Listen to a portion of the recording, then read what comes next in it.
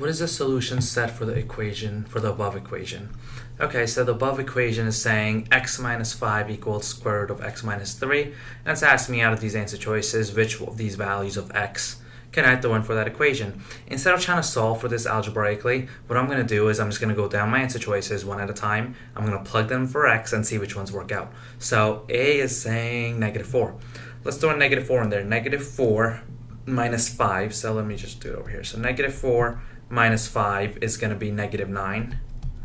And x minus 3. So I'll have negative 4 minus 3, which will give me square root of negative 7. I can't calculate a square root of a negative number, and it's not going to equal negative 9. For that reason, I can cross out A.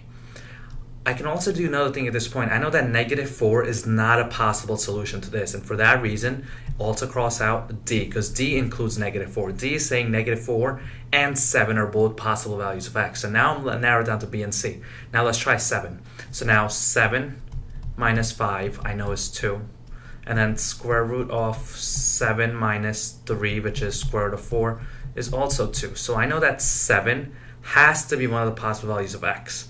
Now, if I look at answer choice C, answer choice C is saying 7 or 4. So that means I'm going to try out 4. And if 4 works, great, C is my answer. But if 4 doesn't work, then B is going to be my answer. So let's try that. So 4 minus 5 is negative 1.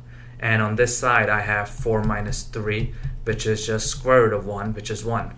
So 1 and negative 1, which do not equal each other. So I know that 4 does not work. My answer has to be B.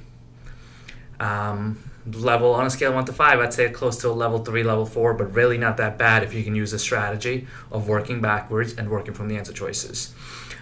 Just a little bit of a pointer for anyone who tried doing this algebraically. You might have gotten your solution to be x equals 4 and x equals 7. So if you do solve this algebraically, remember you always have to plug it back into the original just to make sure it makes sense and the numbers work out.